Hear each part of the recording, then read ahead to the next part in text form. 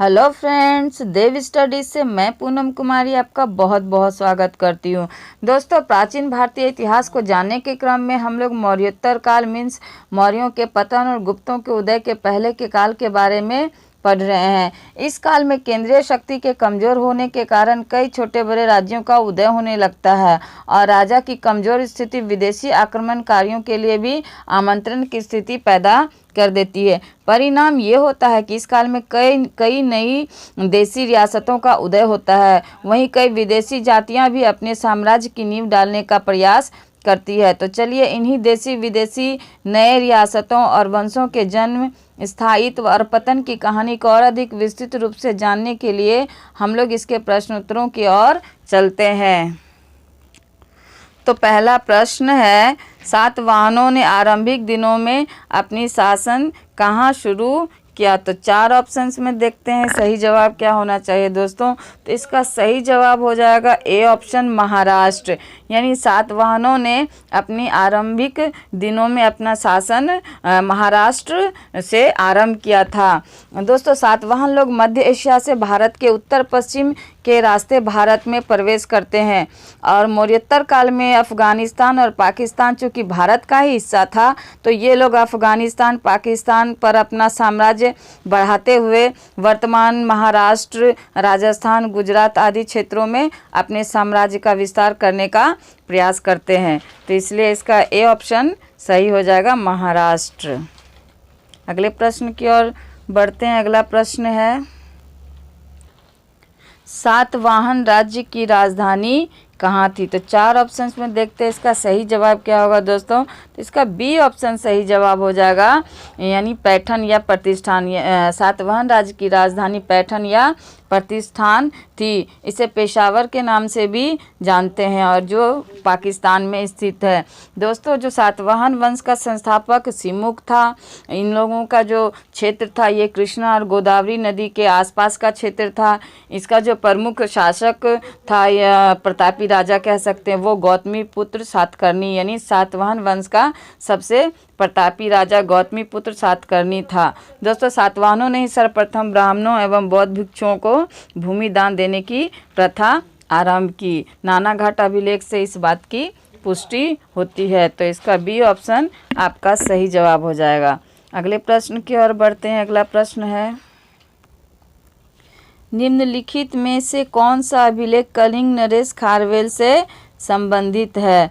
तो 4 ऑप्शंस में इसका ए ऑप्शन सही जवाब हो जाएगा दोस्तों, हाथी गुम्फा अभिलेख। यानी हाथी गुम्फा अभिलेख का निर्माण कलिंग शासक खारवेल के द्वारा करवाया गया था। दोस्तों, ये कलिंग वर्तमान में उड़ीसा में स्थित है। इसका जो आरंभ है वो मौर्य काल में हमने देखा था कि जो गुहालेख, स्तूप, अभिलेख आदि का निर्माण अशोक के शासनकाल से ही प्रारंभ होता है। वही जो वो प्रक्रिया अब तक यानी मौर्योत्तर काल तक या इसके बाद के काल तक भी ये प्रक्रिया चलता ही रहता है। तो ये जो हाथी गुम्फा अभिलेख कलिंग के नरेश खारवेल के द्वारा बनवाया गया था, ये इनसे ही संबंधित अभिलेख है। तो इसका ए ऑप्शन आपका सही जवाब हो जाएगा। अगले प्रश्न की ओर बढ़ते हैं। अगला प्रश्न है, किस सातवाहन नरेश ने गाथा सप्तशती नामक महत्वपूर्ण कृति की रचना की? तो 4 ऑप्शंस में इसका सी ऑप्शन सही जवाब हो जाएगा, मीन्स सातवाहन नरेश हाल ने गाथा सप्तशती नामक महत्वपूर्ण कृति की रचना की थी। तो इसका सी ऑप्शन सही जवाब हो जाएगा। अगले प्रश्न की ओर बढ़ते हैं। अगला प्रश्न है, सातवाहन शासकों की राजकीय भाषा थी, यानी सातवाहन वंश के शासकों की राजकीय भाषा क्या थी, ये पूछा जा रहा था। इसका ए ऑप्शन सही जवाब हो जाएगा दोस्तों, प्राकृत। यानी कि सातवाहन शासकों की राजकीय भाषा प्राकृत थी। तो इसका ए ऑप्शन सही जवाब हो जाएगा। अगले प्रश्न की ओर बढ़ते हैं। अगला प्रश्न है, विक्रम संवत कब से आरंभ हुआ? तो 4 ऑप्शंस में इसका बी ऑप्शन सही जवाब हो जाएगा, यानी 58 ईसा पूर्व में।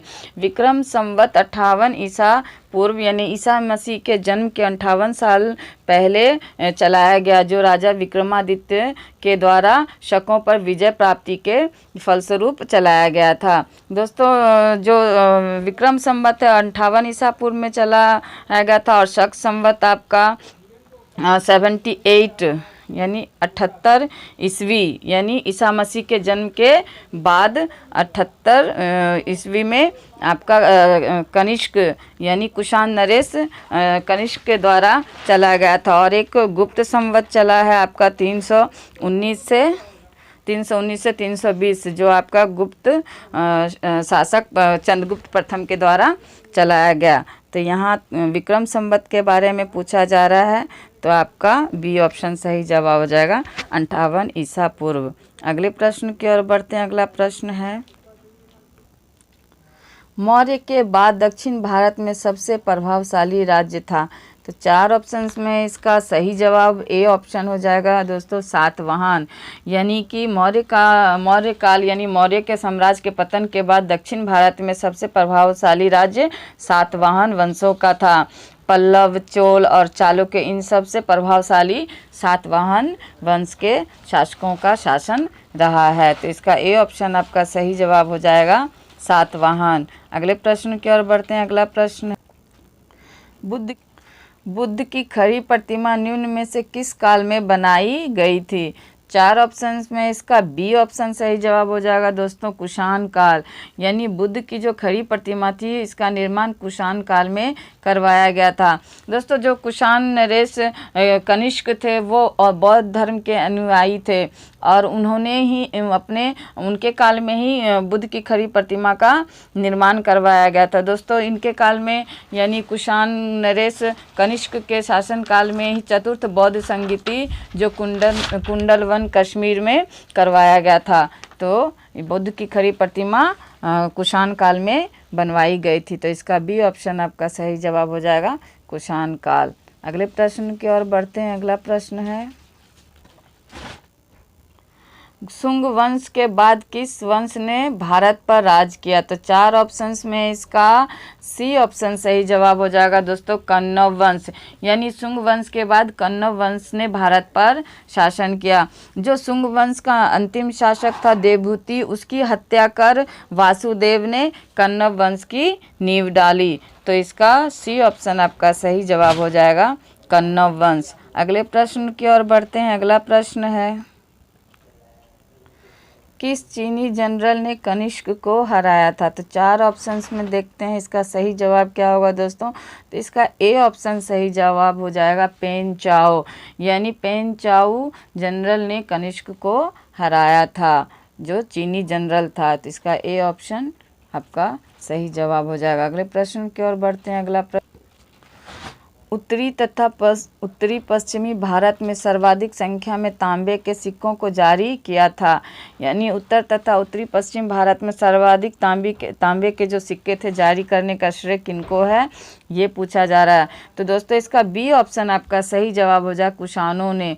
जब सर्वाधिक शुद्ध सोने के सिक्के जारी करने की बात आएगी तो इसका जवाब भी कुषाण ही होंगे। और तांबे के जो सर्वाधिक सिक्के जारी किए गए, इसका उत्तर भी आपका कुषाणों के द्वारा ही होगा। यानी कि चूँकि यहाँ पे तांबे के सिक्कों के बारे में पूछा जा रहा है, तो इसका भी उत्तर कुषाणों यानी कुषाणों शासकों के द्वारा ही तांबे के सर्वाधिक सिक्के जारी किए गए। तो इसका बी ऑप्शन आपका सही जवाब हो जाएगा। अगले प्रश्न की ओर बढ़ते हैं। अगला प्रश्न है,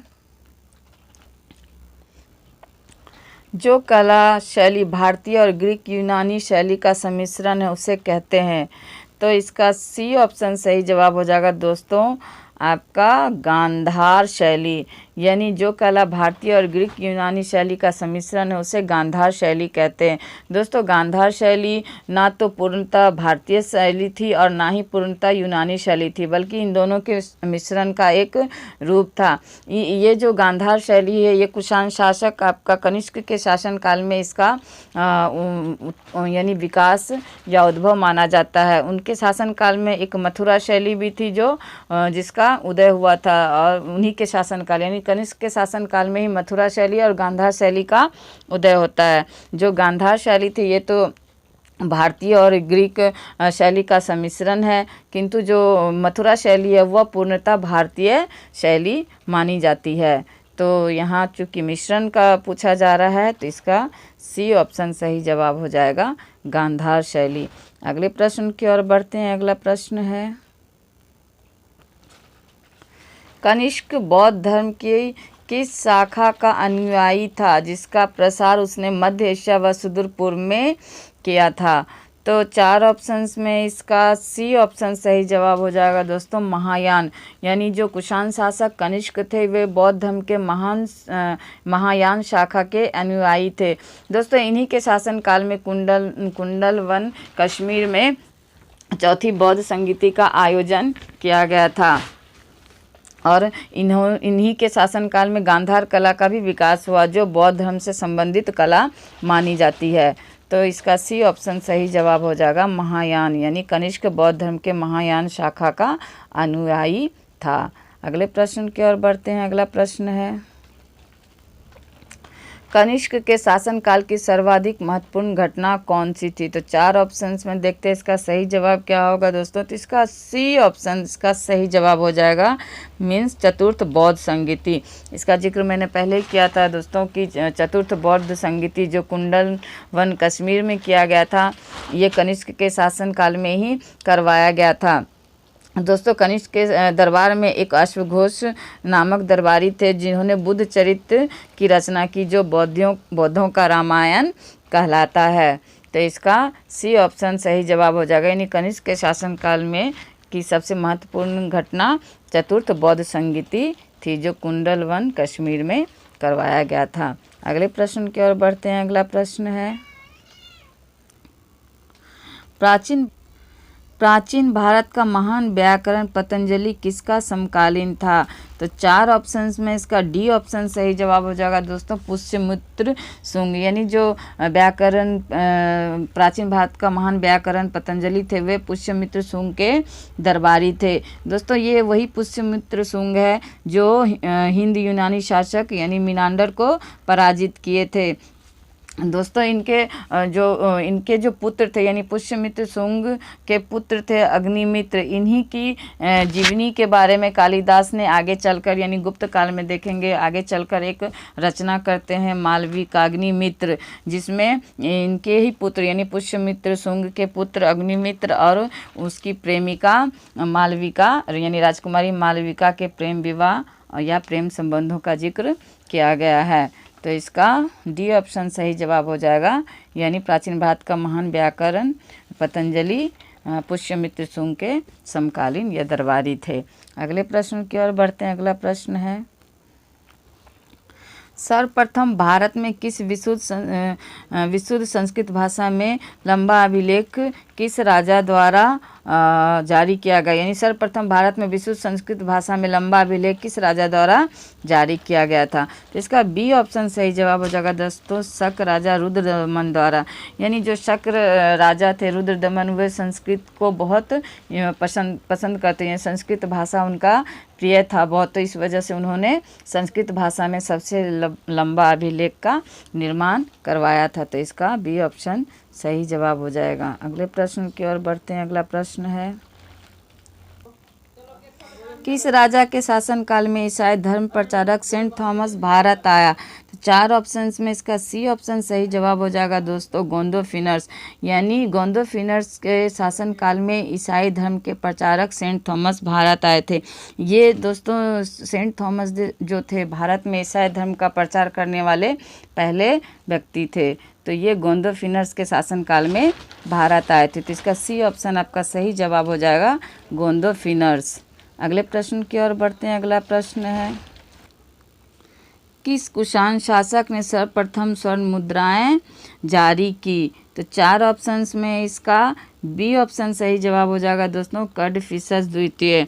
यानी कुषाण शासक कड़फिसस द्वितीय ने सर्वप्रथम स्वर्ण मुद्राएं जारी की। सर्वाधिक शुद्ध सोने के सिक्के जो जारी किए वो कुषाण शासक कनिष्क के शासनकाल में यानी कनिष्क के द्वारा किया गया, लेकिन सर्वप्रथम सोने के जो मुद्राएं जारी की गए वो कड़फिसस द्वितीय के शासनकाल यानी उनके द्वारा जारी किया गया। तो इसका बी ऑप्शन सही हो जाएगा, कड़फिसस द्वितीय। अगले प्रश्न की ओर बढ़ते हैं। अगला प्रश्न है, किस वंश के शासकों ने क्षत्रप प्रणाली का प्रयोग किया था? तो 4 ऑप्शंस में इसका डी ऑप्शन सही जवाब हो जाएगा दोस्तों, शकों ने। यानी शक शासकों ने क्षत्रप प्रणाली का प्रयोग किया था। दोस्तों ये जो शक थे मध्य एशिया की एक जनजाति थी जो भारत में चारागाह की खोज में आए थे, और भारत पहुंचने के बाद ये कई अलग अलग कबीलों में बट गए। मतलब इनका जो कबीला था 5 खेमों में बट गया। इसका जो 5वां कबीला था वो सबसे प्रभावशाली कबीला था, जिसका सबसे प्रसिद्ध शासक आपका रुद्रदामन था। रुद्रदामन ने ही दोस्तों जो सुदर्शन झील का जीर्णोद्धार करवाया था, और ये रुद्रदामन जो थे ये संस्कृत के बहुत प्रेमी थे।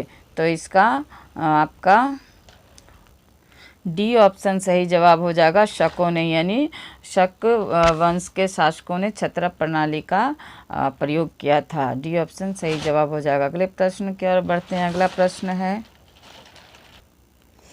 त्रातार यानी मुक्तिदाता की उपाधि किस वंश के शासकों ने धारण किया? तो 4 ऑप्शंस में इसका ए ऑप्शन सही हो जाएगा दोस्तों, शक।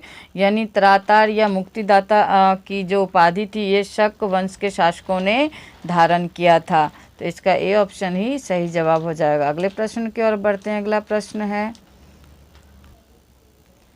प्राचीन काल के भारत पर आक्रमणों के संबंध में कौन सा सही कालानुक्रम है? तो 4 ऑप्शंस में इसका ए ऑप्शन सही जवाब हो जाएगा दोस्तों, यूनानी, शक और कुषाण। यानी जो भारतीय आक्रमणकारी में यूनानी सर्वप्रथम थे और शक उसके बाद आए और कुषाण सबसे आखिरी में आए। यानी कि इसका सही कालानुक्रम यूनानी, शक और कुषाण हो जाएगा। तो इसका ए ऑप्शन आपका सही जवाब हुआ, यानी यूनानी, शक और कुषाण। अगले प्रश्न की ओर बढ़ते हैं। अगला प्रश्न है,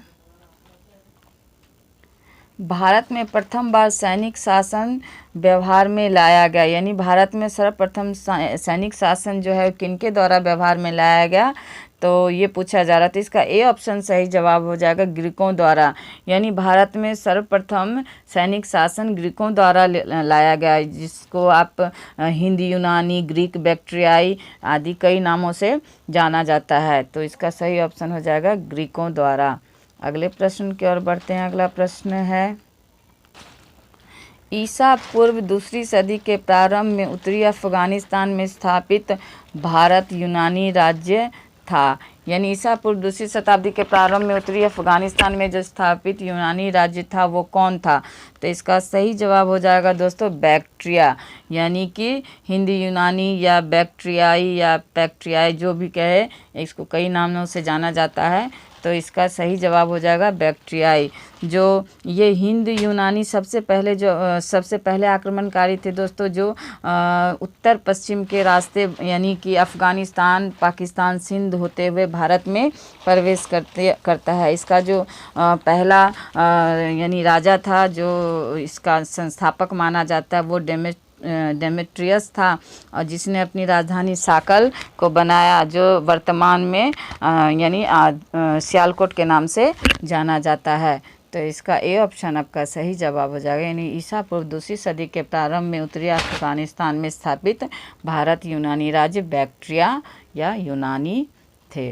अगले प्रश्न की ओर बढ़ते हैं। अगला प्रश्न है, 4 धातुओं सोना, चांदी, तांबा एवं सीसा के सम्मिश्रण से बनने वाले सिक्के को क्या कहा जाता था? तो दोस्तों इन 4 धातुओं यानी सोना, चांदी, तांबा एवं सीसा के सम्मिश्रण से बनने वाले सिक्के को काशार्पण कहा जाता था। तो इसका डी ऑप्शन आपका सही जवाब हो जाएगा, काशार्पण। अगले प्रश्न की ओर बढ़ते हैं। अगला प्रश्न है, सर्वप्रथम रोम के साथ किन लोगों का व्यापार प्रारंभ होता है? तो 4 ऑप्शंस में इसका बी ऑप्शन सही जवाब हो जाएगा दोस्तों, तमिलों एवं चेरों का। यानी सर्वप्रथम रोम के साथ तमिलों एवं चेरों का व्यापार आरंभ हुआ था। तो इसका बी ऑप्शन सही जवाब हो जाएगा। तो ये थे 25 महत्वपूर्ण प्रश्न जो मौर्योत्तर काल से संबंधित थे। दोस्तों, अगर आपको मेरा यह वीडियो पसंद आता है तो मुझे लाइक और सब्सक्राइब जरूर करें। धन्यवाद दोस्तों।